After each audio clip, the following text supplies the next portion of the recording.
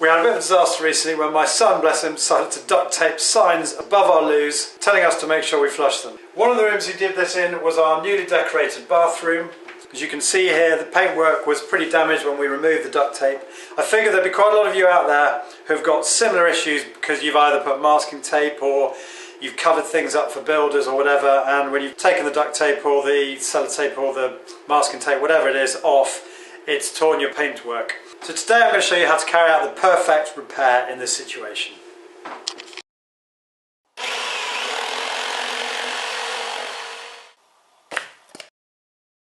Now when you've damaged your paintwork in this way, you can't just paint over it, because when you tore off the paint, you've probably torn off 2 coats of paint.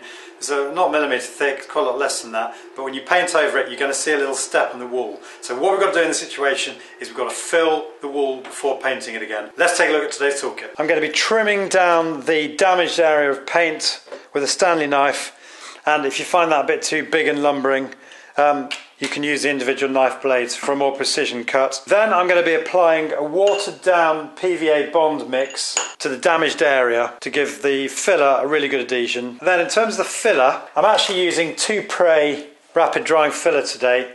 Don't often use this. I normally use Gyprock Easy Fill, this one here. This is my sort of preferred filler. They're pretty similar products, to be honest with you.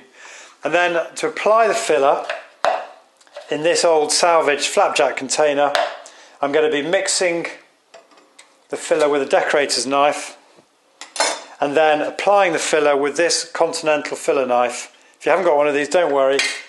You could use just a slightly wider decorator's knife, or in fact, you just want to choose a decorator's knife that is the same, that is slightly wider than the damaged area of paintwork, because you want to try and apply the filler in one swipe to get a nice even coat. Right, once all that's done, I've cut a little block of wood, and I'm going to be using a 180 grade, very fine sandpaper to sand down the filler. So the first thing I'm going to do with a Stanley knife is trim off the loose bits of paint from around the edge of the area where the paint's been ripped off. You want to apply only gentle pressure on this because you don't really want to take anything more than the paint off. What I'm trying to do by trimming off the outside is to remove these loose areas where the paint has slightly come away from the wall when it was pulled back. The other thing you can do is just take a Stanley knife blade and use that itself, because you've got a little bit more touch and feel than you do if it's actually inside the Stanley knife itself, and you can be a bit more gentle about it. If you do that, you've just got to be really careful not to cut yourself. You see there, being able to peel that back quite nicely. Okay, next up I'm going to mix some PVA, a really small amount, in a little tub, don't need any more than that, with a little bit of water, just to water down the PVA a little bit. And I'm just going to paint very light film of the PVA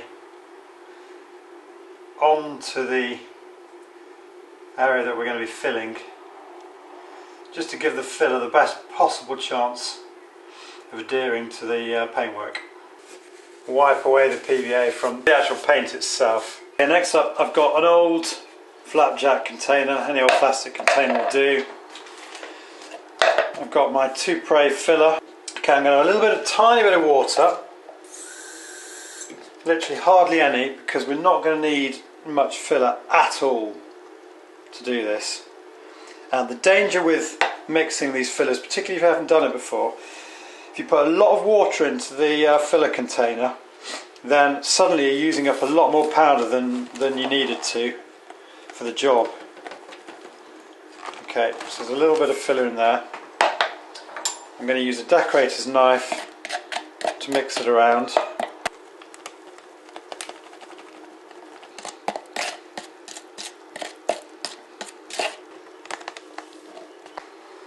It's going to give it a last little mix on the side of the container to make sure there are no little pockets of filler that haven't been properly mixed in. Okay, I put the PVA on about 10 minutes ago. It has dried. To be honest with you, I think you can probably apply this filler with the PVA still a little bit tacky, which is what plasterers often do. And I'm going to put a little bit of filler on a Continental filling knife that I've got here. And now this is a slightly tricky bit. I'm just sliding the filler knife lightly over the damaged area. I just want to get enough filler on there so that it's slightly proud of the surface.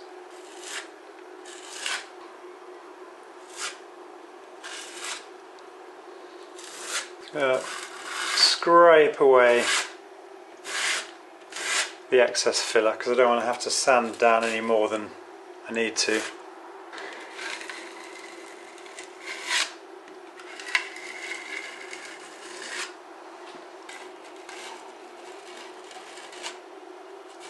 Okay, now what we've got to do is wait for that to set.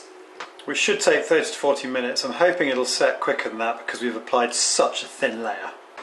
Okay, it's about 2 hours now since I applied the filler. Gone nice and hard, so I'm just going to very gently sand it with 180 grade sandpaper.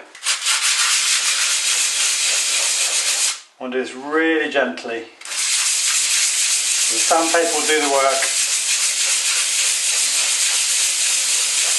I'm sanding in a circular motion.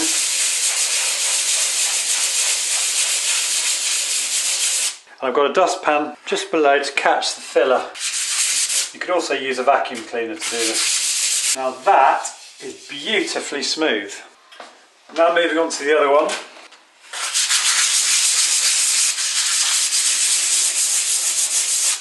I've stopped just as the filler started to be removed from around the surrounding area because you don't want to take it right back to the paintwork again. When I roll my hand over that now, that's completely smooth, so I think when we paint that we're going to get almost an invisible repair. Okay, we're nearly done now. All that remains for me to do is to apply a watered down, I've got a watered down mix of the acrylic eggshell, because this is a bathroom, that's why I've used acrylic eggshell. Top coat here, watered down effectively to be a mist coat that we can put onto the fresh filler. I'm just going to lightly cover the area with that mist coat before applying a final top coat which won't be watered down. Okay, you can just see here, that's where I've applied the mist coat, and that's the other one here. I'm just going to apply a final top coat now to finish the job.